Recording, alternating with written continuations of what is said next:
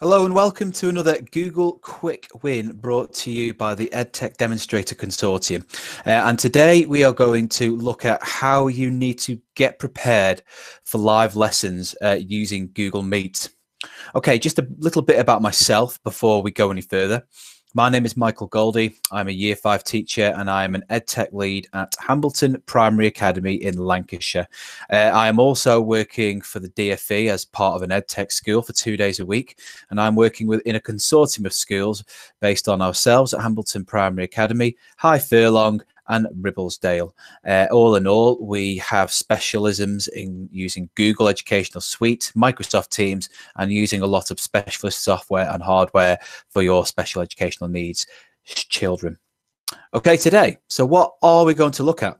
Well, first of all, we're going to look at where you'd need to go from right at the beginning to actually being prepared and leading on a live lesson using Google Meet. I'm going to look at what state in your policy before you go live. What to state in your policy before you go live. Then we're going to look at setting up the correct privileges for the children. We're going to then go on to preparing agreements between the children, parents, and the school. What sort of things you need to put on like a holding slide before the lesson starts. How to record your video. And then what to do at the end of the session.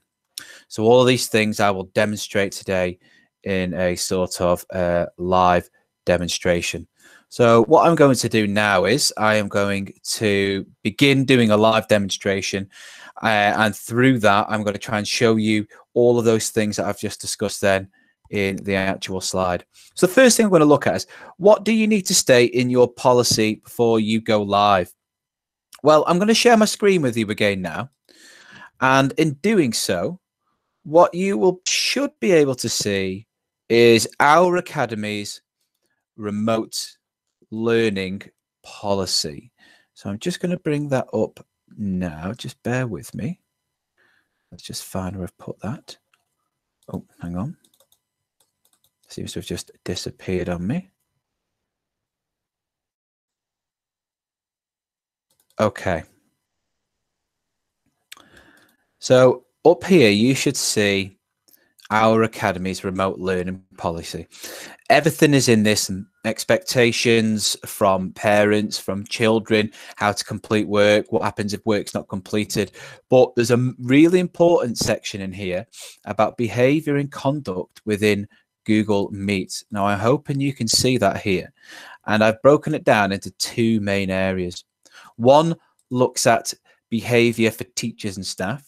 So we expect them, when lessons are taught live through Google Meet, we advise teachers to sit against a neutral background, avoid recording in bedrooms, and dress appropriately. Seems like common sense stuff, but you just need to make that stuff clear within your policy. Then check you don't have any other tabs that you may have open in browsers, and check if they're appropriate for children to see. Just very simple things like that, especially if you're going to be sharing your screen. Next, for children, make sure children are in a shared space in their house rather than a bedroom. No pajamas either, or alternatively, create a holding slide. I'm going to show you the holding slide that we would use before any live lesson we do, and you display that, highlighting the rules that need to be adhered to before any live lessons. We also expect parents to be mindful that other children may hear or see them and anything else in the background. So that is now included in our policy, and we've put that on our website, so it's very clear. The next thing that you need to do is you need to set up the correct privileges for your children. Now, in order to do this, you may need someone within your school who has the Google administration rights. Now, the way I'm going to show you here is by going into Google, going down to the Google admin area, verifying it's me. Just quickly come out of that. Log in to your Google admin console. And then when you're in here, click on apps. And then click in your Google Workspace area.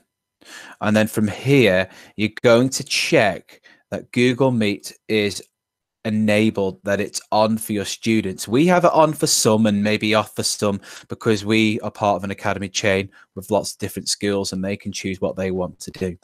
Now, once that is set to on, the next thing you need to do is up in this bar here. For some reason, Google can't find what I want it to do when I look for this. It's personally, so I have to search for it up here. I don't know why. So if I type in video call, and as you can see here, I have all of these different settings. Down the bottom, if you click on interoperability, and then what you need to do is find your organizational unit. So I'm a teacher at Hambleton. So I'd simply click down on Hambleton. Then I want to select pupils because I want the changes I make now to adhere to what I want the pupils to do. So I'm going to go down to the bottom. And as you can see, I have turned video calling off. It's really important that that is off. And the reason for that is that when children go into Google Meet, they can't go in without a member of staff, an adult allocated to the actual organization area, going in first. And it stops children going all into the Google Meet at once and not being in there without any recording taking place, or with an adult as well. So there you go. We've looked at those correct privileges now. Then you've got them set up. The next thing we're going to look at is what do you need to do to prepare agreements between the children, parents, and the school. Well, we were now on our journey, ready to nearly go, but we wanted agreements from parents and children. So we set up a Google form. And as you can see, we've had most of the responses back, 190 children. We have 230 children in our school. We only sent this out the other day, so it's mainly for year 6 because they are isolating at the moment. But the point is, you send this out in any way that you distribute any of your mail to parents. We use parent mail, and in here it has a bit of blurb about what we expect the children to do within Google Meet, how to condone themselves, and just by them clicking here to opt in or out to being part of the live sessions and just agreeing to it, really. And it's just like a contract. And once that agreement's signed, you can then go ahead because you'll have most of the things in place. You've got your policy prepared, your privileges are set up for children, you have made the agreement, and now you're nearly ready to create your own, to create some of your live sessions or start to begin doing live sessions. The next thing you need to do is this: create a holding slide. Now, before I go live, or any of the teachers in our school go live, we make sure that we have a holding slide just like this one here. And how do we do it? Well, simply like I'm doing now, sharing the screen with you, I would have this up and I would click present. And I put myself on mute, turn off my microphone, and then I wait for the children to come in, and I'll hear them all coming into the meeting as it bings in.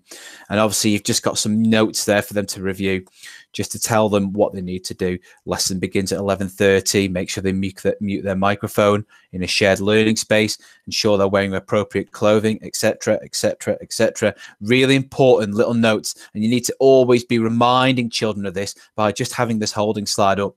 And then when it's time, 11:30, to go in, you can simply come off this, and then you can introduce yourself and start beginning to speak to your children, whatever you need to do. Okay.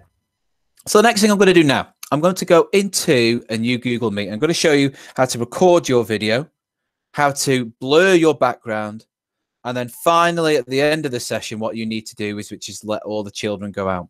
So I'm now going to do a recording within a recording because I'm recording at the moment. So if I go in and I begin a Google Meet, I'm just going to call this Test Meet. And I start this as I would for any live session. So as you can see, I am now in on this session. I'm in a session on a session. And I've started it. The first thing that I'm going to do, is this. I am going to change my background. By clicking on change background, I can make it just slightly blurred. And by doing so, you cannot see, as you can see, you cannot see what is in the background. I would fully recommend doing that when you are in live sessions. So I'm just going to turn that off for now. I'm going to come out of there. And the next thing I'm going to do, I'm going to start recording my session. So in order to record my session, I'd click on the three dots here, go to the top, and just click on record.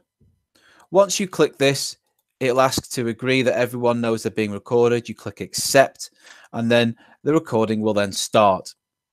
The way you stop the recording is by either ending the actual meeting or going back into this, and this will then say stop recording. Why would you need to record?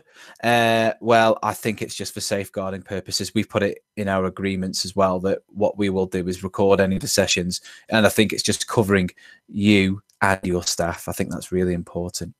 I think also it might be in your best interests to make a register, keep a register of which children are in on your lessons. So you might want to just do a quick hands up signal or make a little spreadsheet and put them up there. So I'm going to come out of this recording here, and I'm going to go back to our original one now where I'm here. Now, I've gone through everything that you need. At the end of the session, this is really important.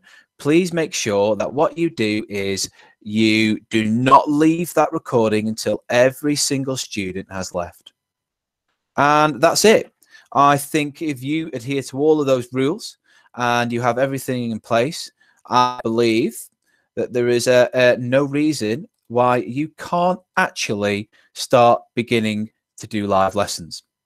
So I'm just now going to go back to the slide that we're on before and just go through what next steps we have in place. If you do wish for any further support, please feel free to visit us on the EdTech Demonstrator Project. You can find our website by Googling us, or alternatively, there are lots of helpful tips and hints on the Google for Educational website. Further to this, if you wish to contact myself for any of the documents which I've shared today with you, my name is Michael Goldie. You can contact me on my Twitter handle at GoldieTeach, or alternatively, please feel free to email me at m.goldie@hambleton.fcat.org.uk. Okay, I hope this has been a helpful session. Bye for now.